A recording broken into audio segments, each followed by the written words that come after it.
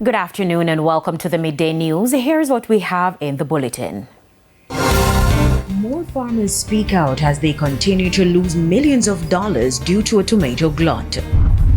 Major disruption island-wide for Digicel customers. And later in sports, Jamaica's women dethroned off regional Super 50 title. Thank you for joining us. I'm Kerry-Ann Simpson. Here are the details. Up first this afternoon, more farmers in St. Elizabeth are speaking out as they continue to lose millions of dollars due to a tomato glut on the market. The farmers told TVJ News that they feel neglected by the government as they struggle to find the right market for the produce. Boy, farmer them under pressure down here, man. So tomato. I tell you the truth, brother. Cause look on tomato, look on the breed of tomato what we have. And the price of tomato right now, we don't have no problem with it, but we have it and we don't get the market for it. You get the drift, brother. Kaida you have oil. We can't sell more at least 500 pounds a week outside. Wait, you can't go what they call it, a seed store. Cannot go a seed store, brother. Labor cost. Labor cost of $5,000 there in a garden. You get the drift, brother. I picked 20 bucket last week and I not sell it with no $20 pound. $20 pound can't make it. You buy one bag of fertilizer for at least $8,000-9,000. Man, they want $4,000 or $5,000 as work. And you can't sell 5 pounds or something to buy one bulla. In this scheme of things now, that don't make no sense. How much you want sweet? $20. So tomato and sweetie are the same price. That don't make it. It can't work. After Hurricane Beryl in 2024, there was a shortage of tomatoes on the market, which led to a significant price increase. And now, as more farmers continue to plant it, it has resulted in a glut. I love the same because even though you plant tomato, at least you get $50. You understand? And you have somewhere where you know you can get it sell. You know if you compete with somebody to try to get it sell. That's why the price go down, you know. Me have it, you have it, so guess what? A man come and he say me pay $30. Next man say we give you any amount for $20. That's how the price go down. In the meantime, we unsuccessfully tried to get a response from the Ministry of Agriculture. There should be an ease in the shortage of domestic eggs within the coming months, with production expected to return to normal levels by July. Agriculture Minister Floyd Green said the ministry is exploring additional sources of hatching eggs from European countries to ramp up local production. So we've been doing some assessments of Belgium and Netherlands to see if we can get in additional sources so that we can have some more pullets to put into the laying process. If we're able to do some of that, I think, that we'll have a quicker recovery. But, to err on the side of caution, I think that July, once we don't have any other major sort of weather event, July is when we should see some return to normalcy. The reality is that eggs is one of our success stories because we have been self-sufficient in eggs for a little while now. According to the ministry, there was a dip in local egg production after 43,000 laying hens perished during the passage of Hurricane Beryl. Mr. Green adds that the birds that survived the hurricane went through a period of trauma where they were not laying eggs in their normal production numbers. He pointed out that the situation was further compounded by the global challenges affecting the egg market, noting that Jamaica sources hatching eggs from other countries. Digicel customers island-wide were left without service for hours following a major disruption in their telecommunication service. The disruption impacted both home and mobile services. The company, in a statement, said it was caused by major fiber breaks in its international landing stations. Digicel said its technical teams are actively working to restore services as quickly as possible. The government is giving the average Jamaican an opportunity to invest in an asset based on a strategic decision it made. Favour Williams, that's Finance Minister Favour Williams, was a guest on TVJ's Smile Jamaica program this morning. 2023 dividends from the Trans-Jamaica Highway Limited share offer increased from 7 million to 15 million US dollars, setting a major precedent on the Jamaica Stock Exchange. The government has made a strategic decision to ensure that Jamaicans have a chance to own assets directly.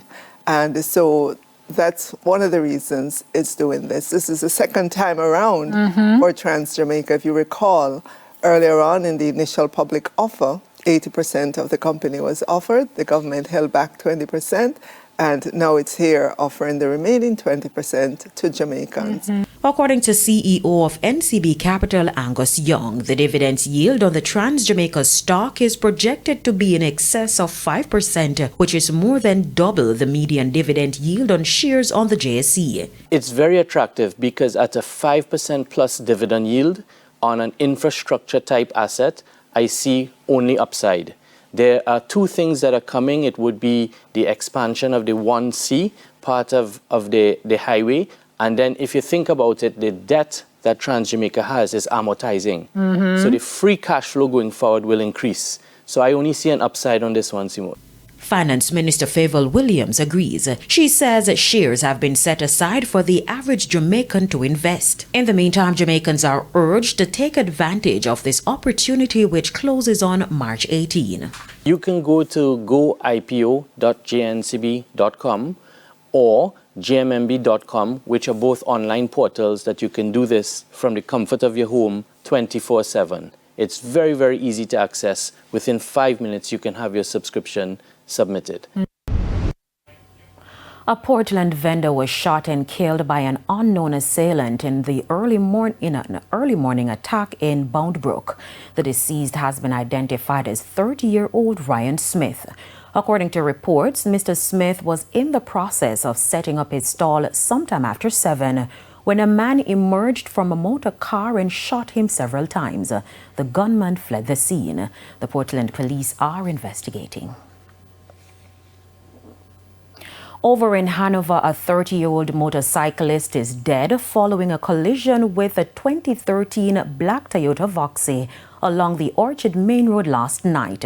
It's not clear at this point what caused the accident, but it's believed that improper overtaking, excessive speeding, and failure to keep to his side of the road were contributing factors. The identity of the motorcyclist is yet to be released. At least one trade union group is calling for employers to be more accepting of the trade union movement. The issue was raised at a recent press briefing. O'Shane Masters reports. With over 60 trade union groups across the island, majority of the employed labor force is still not represented by any unions. It's something that trade unionist John Levy believes needs to be addressed. I'm not convinced that the employers are at the stage where they are respectful of the labor code and so forth, to the extent that they should be. There are still a lot of anti-union people in the employment arena, HR people that still there. Some of them are hostages to their employers, yes, but I don't think that there's that willingness and respect for the labor relations code. The UK's General Secretary says that's why so many employers end up at the Industrial Disputes Tribunal, IDT. They lose quite a bit of cases, go to all the privy councils, spend a lot of money, and they still come out on the losing end because they're just not respecting the code. But they would have done some amount of damage that influences other persons who were maybe willing to step forward and to come over into the union movement. And here we have a challenge out there in the public space that we, as a union movement, we're going to have to find a more effective way to deal with job security and social protection.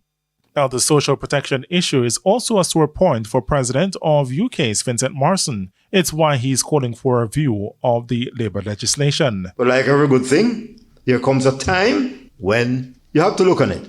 We think we should have in place a policy to prevent the whole-scale dismissal of workers after a change of political party to form the government in Jamaica. We have seen this at play over the years, and we think this is something that should be checked or totally eliminated. It's for those reasons Mr. Levy believes that there should be greater cohesion within the trade union movement locally. Currently, 11 unions are represented by the Jamaica Confederation of Trade Unions, JCTU. Another 55 are operating on a solo basis. Shane Masters, TVJ News. As work gets underway to transform medical services at the Spanish Town Hospital, there are calls for the Ministry of Health to address the issue of non-functioning equipment at the hospital in the interim. But Health Minister Dr. Christopher Tofton says the calls have not fallen on deaf ears. We have a system in place now where we provide an outsourcing arrangement for access to advanced technology. It's not the most efficient system. We're converting that system to a leasing arrangement where we will have the advanced technology in the hospitals under contract from someone we lease it from. Dr. Tofton explained the decision for moving to the leasing arrangement. The maintenance is really abysmal. You buy a new piece of equipment today, it breaks down next week for some of the simplest things, and whether it's in-house or the manufacturer's rep who is here, you can't get anybody to fix it. They have to fly in somebody from Germany or wherever. It takes 3 weeks, a month and so on. And so we have had to change the policy towards that. So Spanish Town is expected to get all the necessary equipment, and not too long from now, because we're now in the process of developing the leasing arrangement. So we're not waiting on a new building. It's time for a break. Stay with us, more local stories when we return.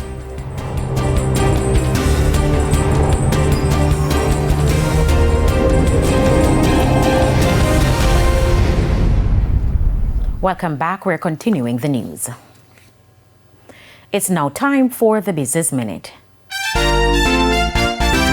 The Union of Clerical, Administrative and Supervisory Employees UK is expressing confidence about the capability of Finance Minister Favour Williams in navigating the new negotiating period for the public sector wage bill. I know that the harder part of the work would have been completed already, and I think this new Finance Minister would have now been at the wicket where the wicket is playing much easier to borrow a cricket term. So the wicket has dried out and is playing a little easier now, and she would have had the framework, and I think she should be able to take on the responsibility. There shouldn't be any issues with her capacity as far as we are aware. And further afield, China retaliated swiftly on Tuesday against fresh U.S. tariffs, with hikes to import levies covering $21 billion worth of American agricultural and food products, moving the world's top two economies a step closer towards an all-out trade war. Beijing also slapped export and investment curbs on 25 U.S. firms on grounds of national security, but avoided punishing any household names as when it retaliated against the Trump administration's February 4 tariffs. The latest retaliatory measures came as the extra duty of 10% U.S. President Donald Trump threatened for the world's second largest economy took effect. For the Business Minute, I'm Shane Masters. Time now for the top regional and international stories. In the region, the leader of the main opposition United Democratic Party in Belize, Moses Shine Barrow, has filed an application for judicial review challenging a decision by the Elections and Boundaries Commission to allow both factions of the party to use the color red on the March 12 election day. Last week, EBC chairman said no lawsuit had yet been received by the commission after it agreed to allow the same symbol to be used by the party and for those representing the Alliance for Democracy, the breakaway faction of the UDP. On the international scene, US President Donald Trump has ordered a pause on shipments of US military aid to Ukraine after his heated Oval Office argument with Ukrainian President Volodymyr Zelensky last week. Analysts believe the halt in aid, which came after Trump held a series of meetings with top national security officials at the White House, could have dire effect on Ukraine's warfighting abilities. It would remain in place until Trump determines Zelensky has made a commitment to seeking peace talks, essentially forcing Ukraine to a negotiating table by threatening further losses on the battlefield. And a forest fire in Japan has forced over 1,000 people to evacuate in the northeastern coastal city of Ofunato. The fire has burnt through around 2,100 hectares of forest since it started last Wednesday. The battle to contain the blaze has seen over 2,000 troops and firefighters deployed to the region from across the country. And those are the top regional and international stories. I'm Hal Shane Burke.